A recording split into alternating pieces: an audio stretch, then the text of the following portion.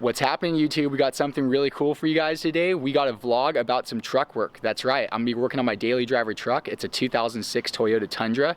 I got the 4.7 liter V8 in there and a bunch of cool aftermarket parts on it, but we'll be doing a vlog later about all that stuff. But today we're gonna be doing one about some hub-centric wheel spacers I need to throw on, because I'm running 35-inch BF Goodrich all-terrain tires on stock fenders. That's right, so I'm getting some frame rub when I'm doing U-turns, so I need to throw some wheel spacers on the front to kick the wheels out. So anyways, here's the truck. Truck's right behind me. Let's check it out. There she is, 2006 Toyota Tundra. This is actually my first car. I got it back when I was 15 and, you know, got it used and then paid it off, and I've worked on it ever since. I'm a full-time professional mechanic, and I just love wrenching on this thing. I've always loved this truck. It's a super fast, fun truck. And anyways, so I got 35-inch BFG all-terrain tires with 17-inch Method NV wheels, and I got a Camburg mid-travel kit on it and some other stuff, but we'll check that out in another video. But anyways, yeah, I'm gonna be throwing some hub-centric wheel spacers, and here they are right here. So I got these off of Amazon, and they're hub-centric, which means that they center on the hub properly. And if you do not get hub-centric wheel spacers, which would be like a really cheap, you know, inexpensive wheel spacer, you're gonna get vibration, you're gonna get wheel wobble. You know, it could mess up a lot of things. So you need hub-centric, which means they're designed properly, they're CNC'd, you know, properly, that they're hub-centric. They have this little lip on there, which, you know, centers the wheel onto the spacer, and then the spacer has got a beveled edge on the back, so that's going to center it onto your OEM hub. So anyways, hub centric, that's what you want. These are 1 1/4 inch spacer, and that's what I'm going to need, I believe, so I don't get that frame rub on from the tire onto the frame. So anyways, I'm not a big fan of having tires hang out of the fenders, but I'm going to have to do it right now. I have fiberglass on the way coming for this truck, but until then I'll just be running these wheel spacers, and it's going to help me out so I can do a U-turn. And yeah, so these big 35-inch tires, it's pretty big for this truck with stock fenders. These are a couple inches wider than my 33s were, and those really didn't rub too much. So anyways, but I had to do some cutting to fit these in the first place. I had to cut back here, the firewall area a bit, but nothing structural, just kind of, there's a little lip right there, cut that, grinded it, cut a little plastic and whatnot. And yeah, they definitely, I love the ride. Having 35s on this truck is the way to go. So anyways, let's head down to the Desert Assassins race shop where I work. I'm gonna grab some of my tools, and we are gonna throw on these wheel spacers, guys. So here we go. Let's take a ride in this thing. Here we go, guys.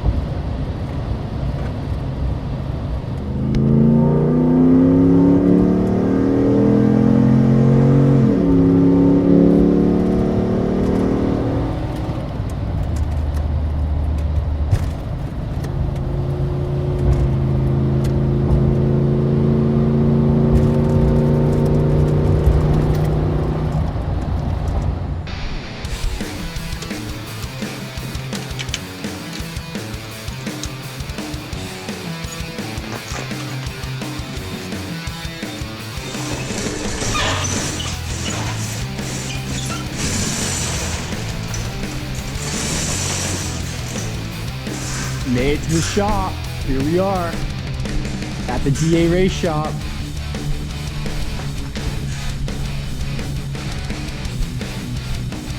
Yeah, buddy, look at that truck. Ready for the Baja 1000.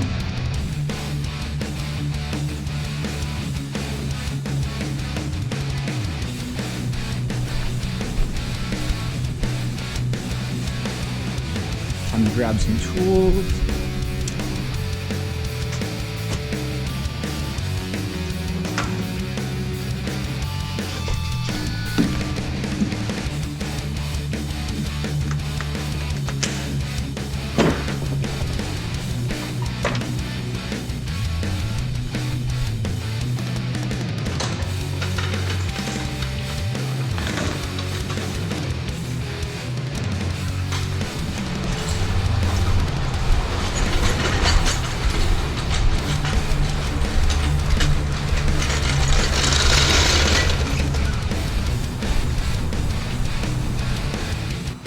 Alrighty guys, so we made it here to the Desert Assassins race shop, and it's time to throw those hub-centric wheel spacers on. Just gonna get the impact gun, pull off the tires, throw the wheel spacers on, get them all tight, and we'll check out if there's gonna be any additional rubbing or any additional trimming needed. So yeah, let's jump on into it. Here we go.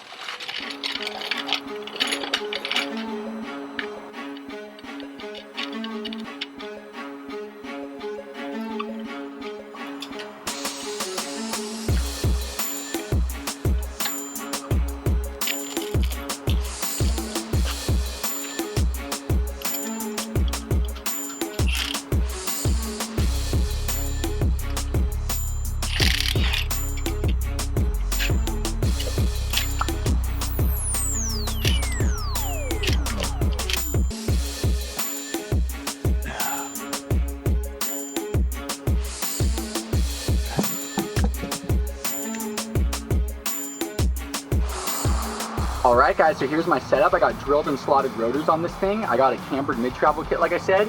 There's a sway-away coilover right there. And then there's the upper A-arm. It's got a full uniball. I love this setup. So smooth, it's great. Awesome setup, but I will be going to a full long travel kit here soon. But anyways, so yeah, we got the wheel spacer. And it's gonna go on, boom, just like that. And anyways, these nuts that come on the stud, obviously are gonna go right there. And then the lug nuts for the wheel are going to go on right there, boom. So anyways, something I want to touch on about wheel spacers, which I think is very important, is first off that these are aluminum, okay? And with them being aluminum, aluminum does compress much easier than steel, okay? And as there's a heat cycle too, when these rotors can get hot and cold, this brand new aluminum, it's gonna start, expanding and contracting, and over time, you run risk of the aluminum actually compressing a bit, which is gonna make these nuts potentially come loose. So what you wanna do is put some blue Loctite, not too much, you really don't need to put too much Loctite on anything, but just some blue Loctite to help out with any issues that could arise from that. And also, after you install your wheel spacers, you wanna go back after maybe a few thousand miles and just re-torque them, because with all the heat cycling, it's definitely going to compress that aluminum a bit, and that's why people run risk of wheel spacers coming off. And you hear stories all the time of wheel spacers falling off or wheels falling off in the freeway, whatever it may be. So whenever you have a brand new aluminum wheel, brand new aluminum wheel spacer, it's always good to go back, re-torque stuff after a few thousand miles. And on our race trucks, all the trophy truck wheels we use, when they're brand new, we actually will go and throw it onto a hub and actually torque lug nuts multiple times to pre-compress the aluminum, so that you don't run risk of anything falling off. So just like I said, little blue Loctite on there, torque everything all good, and after a few thousand miles, go back, check it again, and when you go and check it again, you're gonna break that Loctite loose, so maybe it's good just to pull the whole thing off, re-Loctite it, re-torque it, because then at that point, after a few thousand miles, the aluminum is gonna have compressed a little bit, and you're gonna be better off, guys. So that's a safety tip about wheel spacers. That's why a lot of tire shops won't even mess with wheel spacers, because there's a lot of liability in them, because now you have a set of nuts holding the wheel spacer onto the hub, and then you have your lug nuts holding the wheel onto the wheel spacer, so you have two sets of nuts that could potentially fail. So just be smart when you're installing stuff like this, because hey, if your wheel falls off in the freeway, that's gonna be a very bad time, guys. So anyways, let's install these and let's check out how they look.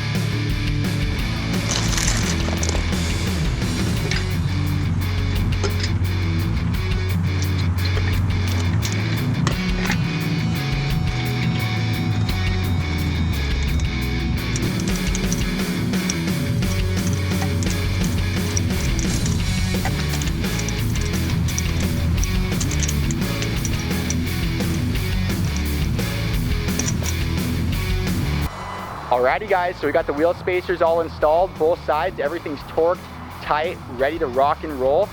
They installed very easy, as wheel spacers always do. And yeah, so here we go, it's right behind me, let's check it out.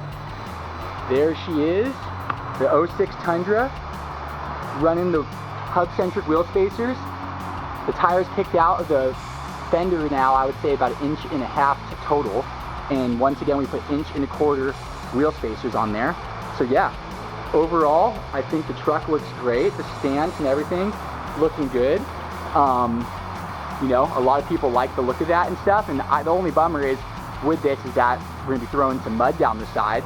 But with that being said, we did solve the issue of the inside of this massive tire rubbing the frame when I did U-turn. So we solved that problem, no more rub on the frame. We created another problem. We're gonna be throwing some mud down the side because the tire's kicked out a bit. But overall, you know, it worked out really well.